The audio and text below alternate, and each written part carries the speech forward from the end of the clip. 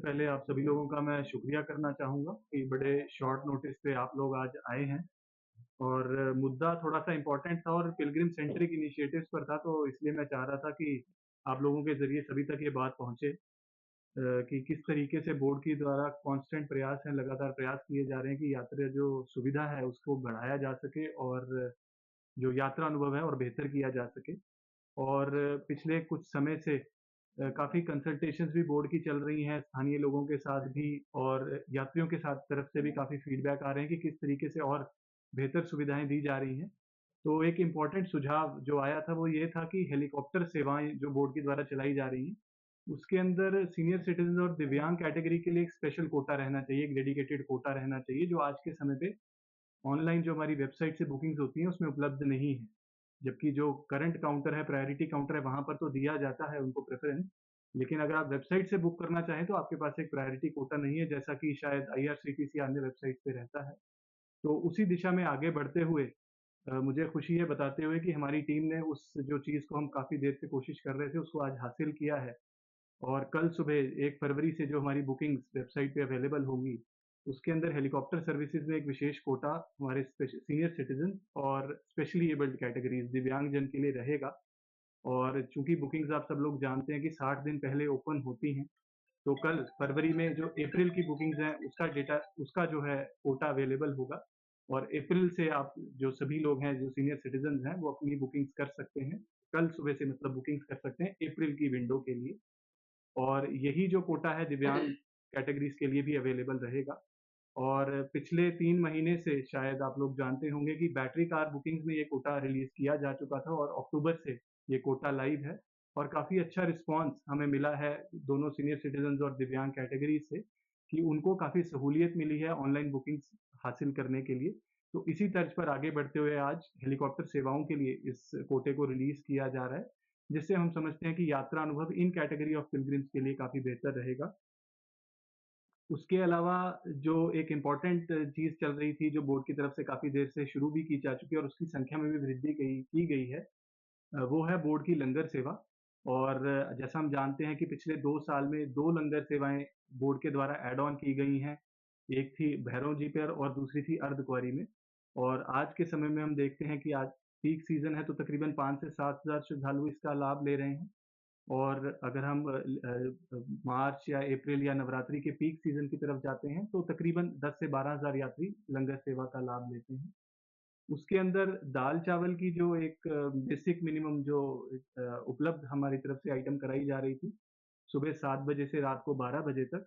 उसको अपग्रेड करते हुए अब बोर्ड ने ये निर्णय लिया है कि जो यहाँ की एक स्थानीय आइटम भी है कढ़ी चावल, उसको इसके अंदर शामिल किया गया है। तो अर्धकुँवारी और भैरव जी के भोजनालय पे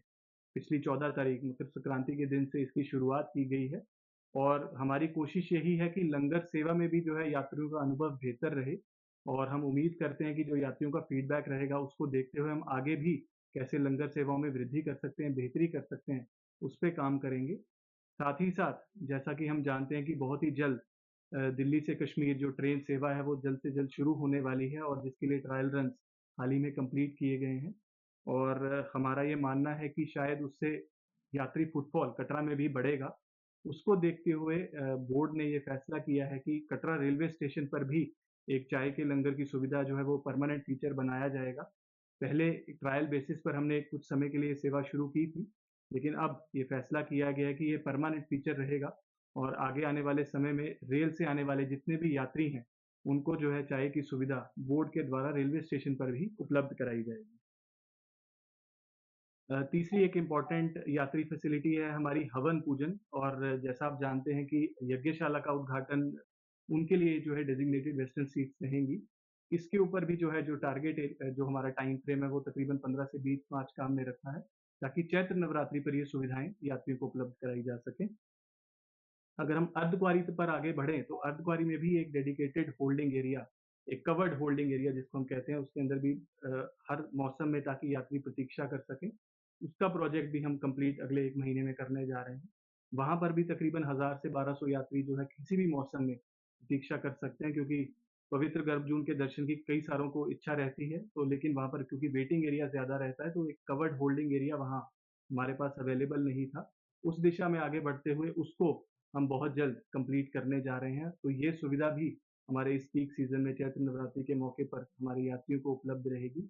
तो इस तरीके से ऐसे कंपोज़िट कई सारे जो काम हैं जो पारंपरिक यात्रा मार्ग पर हम कर रहे हैं और कुल मिलाकर तकरीबन 20 करोड़ का एक कॉम्प्रिहेंसिव प्रोजेक्ट है, जिसका टारगेट है कि हम चैत्र नवरात्रि से पहले इन सारी जो सुविधाओं को यात्रियों को उपलब्ध करा सकें। उसके अलावा जो हमने हाल ही में सुना भी और शायद आप लोगों ने काफ़ी अच्छे से कवर भी किया कि प्रायोरिटी दर्शन की सुविधा हमने अनाउंस की थी कटरा सब डिवीज़न के सभी 41 गाँव और शहर के लोगों के लिए, जिसके अंदर आधार कार्ड के बेसिस पर आप दुर्गा भवन इंक्वायरी काउंटर से ये फैसिलिटी ले सकेंगे। तो कल सुबह 1 फरवरी से मैं आप सभी लोगों के माध्यम से बताना चाहूँगा कि कल सुबह से ये सुविधा जो है हमारे स्थानीय लोगों को उपलब्ध होगी। जिसके लिए एसडीएम साहब के ऑफिस में भी जो है इंस्ट्रक्शंस जा चुके हैं, उनकी तरफ से भी आगे इंस्ट्रक्शंस पास ऑन की जा चुकी हैं। और कल सुबह से जो है एक डेज़िग्नेटेड काउंटर रहेगा दुर्गा भवन इंक्वायरी काउंटर पर, जहाँ पर लोग अपना आधार कार्ड दिखाकर जो है वो प्रायोरिटी दर्शन की सुविधा ले सकते हैं। और हमारी कोशिश यही है आगे आने वाले समय में भी कि किस तरीके से सभी तरह के श्रद्धालुओं के लिए, सभी कैटेगरीज़ के लिए यात्रा अनुभव और बेहतर और सुखद बनाया जाए। धन्यवाद। सर श्रद्धालुओं की बात करें सर, बहुत सारे श्रद्धालु हैं। ने पुराने यात्रा मार्ग की अपग्रेडेशन की बात की, उसके अंदर ड्रेनेज नेटवर्क की बात की, टॉयलेट ब्लॉक्स की बात की, तो उसके अंदर टाइल रिप्लेसमेंट भी उसका एक हिस्सा है, उसके अंदर ऑर्नामेंटल स्ट्रीट लाइटिंग लगाने की भी हम बात कर रहे हैं। और बहुत सारे स्थानीय लोगों का ये सुझाव है कि ट्रैक की वाइडनिंग की भी ज़रूरत है, क्योंकि हमने देखा है पिछले समय में कई जैसी ऐसी जो जो ट्रैक की जो ओरिजिनल विड्थ थी, वो बहुत जगह पे हमारे पास अवेलेबल आज के समय में नहीं है। तो हमारी जो टीम है वो कोऑर्डिनेट कर रही है स्थानीय लोगों के साथ और कई सारे लोग आगे बढ़कर आए हैं कि वो भी इस जो एक्टिविटीज़ प्रोजेक्ट का हिस्सा बनना चाहते हैं। तो जैसे-जैसे हम लोगों के साथ बैठकर बातचीत करके इस सिलसिले को आगे बढ़ाएँगे, मैं समझता हूँ कि ट्रैक को काफ़ी लेवल्स तक हम अपग्रेड कर सकते हैं। सर रोपवे गंडोले प्रोजेक्ट की बात करें तो श्री माता वैष्णो देवी श्राइन बोर्ड और कटरा स्टेक होल्डर्स के बीच में बहुत ज़्यादा गैप है कि लोग कहते हैं कि गंडोला नहीं लगना चाहिए। श्री माता वैष्णो देवी श्राइन बोर्ड की तरफ से प्रपोज़ल निकाला गया है कि ताराकोट से लगाएँगे। इस गैप को सर किस तरह से फुलफिल किया जाएगा? देखिए ऐसा है उसके लिए एक बड़ा इम्पोर्टेंट डिसीजन, बहुत इम्पोर्टेंट निर्णय आप सब लोग जैसे जानते हैं माननीय अध्यक्ष महोदय ले चुके हैं, जिसके अंदर एक हाई लेवल कमेटी बनाई गई है, जिसके अंदर 2 सम्मानित बोर्ड सदस्य हैं और डिवीजन कमिश्नर जम्मू जिसका हिस्सा हैं। और एक नए तरीके से जो है कंसल्टेशन का प्रोसेस फिर से शुरू किया गया है और इस जनवरी के महीने में भी 2 मुलाकातों का सिलसिला हुआ है और जिसके अंदर 7-8 ग्रुप्स जो हैं वो मिलने आए हैं हाई लेवल कमेटी को और उन्होंने अपने सुझाव दिए हैं। और आगे भी जैसे हमारे चेयरमैन डॉक्टर भान ने कहा है कि ये सिलसिला जो है कंसल्टेशंस का जारी रहेगा और माननीय अध्यक्ष महोदय का ये निर्णय है कि जब तक हम सभी स्टेक होल्डर्स की बात ना सुने, जब तक सभी वो पहलू जो है बोर्ड के सामने ना रखे जाएँ, तब तक इसके ऊपर कोई आगे चर्चा नहीं सर होगा। और उसके बाद से हवन की सुविधा जो है यात्रियों को बड़े आसानी से उपलब्ध हो पा रही है और हमारी वेबसाइट के अलावा करंट काउंटर पर भी बुकिंग से लोग इस सुविधा का आनंद ले रहे हैं। और उस सुविधा को और एक्सपैंड करने के लिए बोर्ड ने अब निर्णय लिया है। तो अब जो यात्री हैं वो सुबह 9 बजे से लेकर 3 बजे तक विभिन्न स्लॉट्स में तकरीबन 4 स्लॉट्स में जो है बुकिंग्स करा सकते हैं और दिन में तकरीबन 40 से 45 ग्रुप्स या परिवार कह सकता हूँ मैं जो इस सुविधा का लाभ ले सकते हैं। और यात्रियों का ये फीडबैक था कि शायद अभी तक लंगर सेवा 5 के ग्रुप के लिए अवेलेबल थी। तो 2 लोगों के लिए भी अगर कोई कपल इस सुविधा का लाभ लेना चाहे तो उसके लिए भी एक स्पेशल कैटेगरी बनाने की ज़रूरत है। तो बोर्ड ने उसके अंदर भी एक स्पेशल कैटेगरी फॉर 2 पीपल 2 लोगों के लिए एक स्पेशल कैटेगरी जो है वो इंट्रोड्यूस की है और वो सुविधा भी हमारी वेबसाइट से अवेलेबल है। भवन के अलावा अर्धकुँवारी यज्ञशाला के अंदर भी हवन सुविधा को इंट्रोड्यूस किया गया है ताकि कुछ लोग अगर वो भवन पे उस सुविधा का लाभ नहीं ले पाते हैं, तो अर्धकुँवारी की यज्ञशाला में भी हमारी पुजारी विंग जो है यात्रियों को हवन की सुविधा अवेलेबल करा रही है और ये फैसिलिटी भी रिसेंटली इंट्रोड्यूस की गई है और आगे आने वाली नवरात्रि में इसको भी उसी तर्ज पर एक्सपैंड किया जाएगा जिस तरीके से भवन पर ये सुविधा उपलब्ध रहती है। तो ये जो सभी सुविधाओं की वृद्धि है या विस्तार है, उसका मकसद यही है कि जितने भी देश-विदेश से श्रद्धालु आ रहे हैं, उनके फीडबैक को ध्यान में रखा जाए। स्थानीय लोगों के काफ़ी कंसर्न्स हैं, उसको ध्यान में रखा जाए। उन सभी चीज़ों को आगे बढ़ते हुए हम फैसिलिटीज़ में इज़ाफ़ा कर रहे हैं। बाकी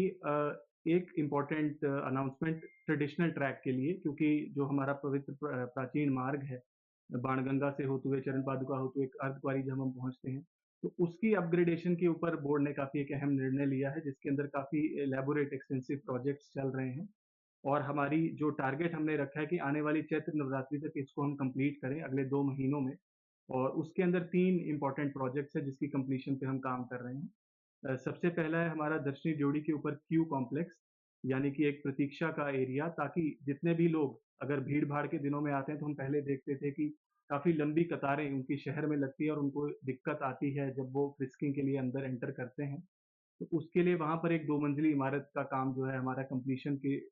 काफ़ी नज़दीक हम हैं और अगले डेढ़ महीने में हम उसको कंप्लीट करेंगे, जिससे तकरीबन 1500 यात्री किसी भी मौसम में आसानी से प्रतीक्षा कर सकते हैं, चाहे वो बारिश का मौसम है या गर्मी है, तो उनको किसी प्रकार की कठिनाई ना हो। इसी तरीके से अगर हम दक्षिणी ड्योढ़ी से थोड़ा आगे बढ़ें, तो बाणगंगा सेक्टर में ही एक शुभ्रा भवन है जिसका शुभारंभ हमने हाल ही में किया है। वहाँ पर भी यात्री सेवाओं को में अंदर और वृद्धि की जा रही है ताकि वहाँ पर भी यात्री प्रतीक्षा कर सकते हैं। Water ATM, bank ATMs, mothers room, इस तरीके की सुविधाएँ जो हैं वो उसके अंदर दी जा रही हैं। और जो लोगों से, यात्रियों से हम सुझाव भी ले रहे हैं कि और कौन-सी ऐसी सेवाएँ हैं, जिसको हम उस बिल्डिंग के अंदर, उस भवन के अंदर शामिल कर सकते हैं, ताकि पारंपरिक मार्ग से जो यात्रा कर रहे हैं, उनका यात्रा अनुभव और बेहतर हो। इसी रास्ते के ऊपर ड्रेनेज के बहुत सारे इश्यूज़ हमारे साथियों ने पहले बताए थे कि बारिश के दिनों में ख़ास करके ड्रेनेज के काफ़ी इश्यूज़, दिक्कत आती है। पानी के बहाव से ब काफ़ी लोगों को इनकन्वीनियंस का सामना करना पड़ता है। तो एक एक्सटेंसिव ड्रेनेज नेटवर्क प्लान जो है हमारा, उसके ऊपर बोर्ड काम कर रहा है, जिसके अंदर तकरीबन पहले 2 250 मीटर पर काम जो है वो कंप्लीट हो चुका है। और नवरात्रि तक हमने पूरा जो सेगमेंट है 2.5 से 3 किलोमीटर का, उसको कंप्लीट करने का जो है टारगेट अपने सामने लिया है। ताकि आगे आने वाले समय में जो हमारा पीक यात्री सीज़न रहता है, इस यात्रा मार्ग से यात्रा करने वाले साथियों को किसी प्रकार की दिक्कत ना हो, कठिनाई ना हो। टॉयलेट ब्लॉक्स की अपग्रेडेशन भी इसी यात्रा ट्रैक के ऊपर हम कर रहे हैं, जिसके अंदर कटरा से लेकर के अर्धकुँवारी तक 3 टॉयलेट ब्लॉक्स को हमने पायलट बेसिस पर लिया है, जिसके अंदर हम ना केवल टॉयलेट ब्लॉक्स की अपग्रेडेशन कर रहे हैं, उनके वेंटिलेशन सिस्टम्स को भी इम्प्रूव किया जा रहा है और कई सारे जो है वेस्टर्न टॉयलेट्स को भी हम इंट्रोड्यूस कर रहे हैं। जो हमारी फर्स्ट प्रायोरिटी थी वो स्थानीय लोगों की थी, क्योंकि उनका एसोसिएशन, उनकी आस्था या उनका कनेक्ट जो लोगों ने बताया हमें, वो एक डिफरेंट लेवल का है, तो उसको एक स्पेशल कैटेगरी ट्रीट करते हुए इस जो है प्रायोरिटी दर्शन की सुविधा उपलब्ध कराई गई है। लेकिन जैसा आपने कहा कि बहुत से अन्य कैटेगरीज़ के लोग भी हैं, जो दर्शनाभिलाषी हैं और जिनकी इच्छा रहती है कि वो फ्रीक्वेंटली माँ के दर्शन कर सकें। उनके लिए जो है, जो हमारी जो कमिटी है, हमारी टीम है, उसको कंसिडर कर रही है कि किस तरीके से, क्योंकि सुरक्षा का ध्यान रखना भी हमारे लिए बड़ा ज़रूरी है, जिसके लिए आरएफआईडी कार्ड्स और अन्य सुविधाएँ, जो अन्य फैसिलिटीज़ जो हैं इंट्रोड्यूस की गई हैं। तो किस तरीके से हमारे इस सारे जो दर्शन प्रोसेस को, ताकि उनको भी कठिनाई ना हो और जो हमारा सेफ्टी एंड सिक्योरिटी सिस्टम्स भी इन प्लेस रहें, उसको किस तरीके से हम बैलेंस बना सकेंगे, उसके ऊपर हम आगे काम स्काई बोर्ड स्काई देखिए, ऐसा है कि बोर्ड का हमेशा से ही प्रयास रहता है कि जो ये हमारी स्पेशल कैटेगरीज़ हैं, खास करके सीनियर सिटीज़न्स और स्पेशली एबल्ड, उनको हम विशेष सुविधाएँ दे सकें, जैसे कि हेलीकॉप्टर सेवा है या बैटरी कार सेवा है या रोपवे की सेवा है। और बहुत सारे सुझाव जो हैं हमारे स्थानीय स्टेक होल्डर से आए हैं, जैसे हमारे कटरा का सीनियर सिटीज़न्स फोरम है, उन्होंने काफ़ी एक डिटेल्ड रिप्रेजेंटेशन दी थी कि सीनियर सिटीज़न्स के लिए स्पेशल कोटे की ज़रूरत है, और उन्होंने वेलकम किया बैटरी कार्स के अंदर जब हमने ये बुकिंग्स इंट्रोड्यूस की और एक अच्छा रिस्पॉन्स हमें मिला है। तो मैं समझता हूँ कि आगे आने वाले समय में इस कैटेगरी के लोगों को भी हम एनकरेज करेंगे कि वो भी बिना किसी परेशानी के, बिना किसी मुश्किलात के जो है बुकिंग्स कर सकते हैं और आराम से जो है माँ वैष्णो देवी की यात्रा कर सकते हैं। सर स्काई बोर्ड की यात्री अपने आप को ठगा हुआ महसूस करता है। देखिए, ऐसा है, साइबर क्राइम बड़ा एक सीरियस मसला है जिसको आपने रेज़ किया है और बोर्ड बड़ा कॉन्शियस है इन चीज़ों को लेकर के, और हमने संज्ञान लिया है उन सभी कंप्लेंट्स का जो हमारे पास इस वजह से पहुँची हैं। और अगर आप देखेंगे कि तो पिछले 1 डेढ़ वर्ष में कई सारी कंप्लेंट्स जो हैं हमने एसएसपी साइबर क्राइम तक फॉरवर्ड की हैं, ताकि इनके ऊपर आगे कार्रवाई हो सके, और कई केसेज़ में जो है अपराधियों को पकड़ा भी गया है। पर मैं समझता हूँ कि इसके अंदर यात्रियों को आप सभी के माध्यम से सजग रहने की बहुत ज़्यादा ज़रूरत है, बिकॉज़ साइबर क्राइम या फ़िशिंग के बहुत सारे एपिसोड्स ना केवल माँ वैष्णो देवी यात्रा, बल्कि बहुत सारी और यात्राओं के लिए, बहुत सारी अन्य सर्विसेज़ के लिए होते हैं। और हमारी बार-बार सभी चैनल से, सभी माध्यमों से ये अपील रहती है कि माँ वैष्णो देवी की जितनी भी सर्विसेज़ हैं, वो सिर्फ़ हमारी आधिकारिक वेबसाइट से बुक की जाएँ, www.maavaishnodevi.org। और हमारी तरफ से कोई भी सेवा किसी भी एजेंसी को ना आउटसोर्स की जाती है, ना हमारे कोई एजेंसी या चैनल पार्टनर्स हैं।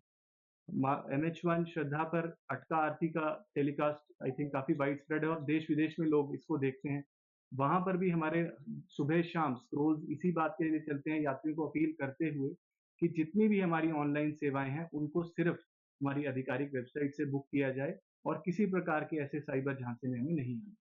और दूसरा कि जैसा मैंने कहा कि ऑफ़लाइन तो वृद्ध सिटिज़न्स को और दिव्यांगजन को हम पहले से ही निहारिका में भी इंक्वायरी काउंटर पर प्रायोरिटी दे रहे हैं और हेलीपैड टर्मिनल पर भी प्रायोरिटी दी जा रही है। लेकिन बहुत सारे ऐसे हमारे साथी हैं जो ऑनलाइन जो सिस्टम है उससे ज़्यादा कंफर्टेबल हैं और घर बैठकर ही ये बुकिंग्स करना चाहते हैं। तो उनको आज हम ये सुविधा एक्सटेंड कर रहे हैं जिसके लिए उनको यहाँ आने की ज़रूरत नहीं है और एडवांस में आप अपनी यात्रा प्लान कर सकते हैं। कुछ लोग 30 दिन, 40 दिन, 60 दिन पहले अपनी यात्रा प्लान करते हैं, तो उनके लिए ये जो सुविधा है एक्सटेंड की जाए। सर एग्ज़िट वॉक की बात करें तो जिस तरह से ऐसा है क्राउड मैनेजमेंट जो है यात्रा नियंत्रण, यात्रा प्रबंधन, उसके अंदर बहुत सारे जो है लैंडमार्क डिसीज़न्स पिछले 2-3 साल में लिए गए हैं और बहुत सारे इंफ्रास्ट्रक्चरल प्रोजेक्ट्स इस डायरेक्शन में आगे बढ़े हैं।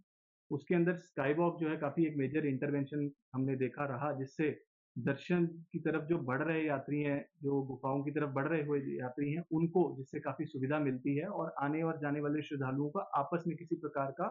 जो है कंजेशन उस एरिया में क्रिएट नहीं होता है। इसी प्रकार से एग्ज़िट ट्रैक एक डेडिकेटेड ट्रैक रहेगा, जो दर्शन करके लौट रहे श्रद्धालु हैं, वो जो हमारा डोनेशन काउंटर है, जहाँ से हम स्काई वॉक के नीचे जो हमारा डोनेशन काउंटर है, वहाँ से वो एग्ज़िट के ज़रिए मनोकामना भवन तक डायरेक्ट पहुँच जाएँगे और उनको किसी प्रकार की जो है ग्रेडिएंट जो काफ़ी स्टीप है ट्रैक उस सेगमेंट में, उसको नेगोशिएट नहीं करना पड़ेगा और उसके एग्ज़िट के ऊपर उनको लिफ्ट्स या रैंप के ज़रिए बड़ी आसानी से वो मेन ट्रैक तक पहुँच सकते हैं। तकरीबन 200 मीटर लंबा ये एग्ज़िट ट्रैक है और तकरीबन स्काई वॉक की ही तर्ज पर इसका डिज़ाइन जो है किया जा रहा है और हमारी कोशिश है कि उसी तरीके का कम्फ़र्ट और कन्वीनियंस यात्रियों को इस एग्ज़िट ट्रैक पर मिले जैसा स्काई वॉक में।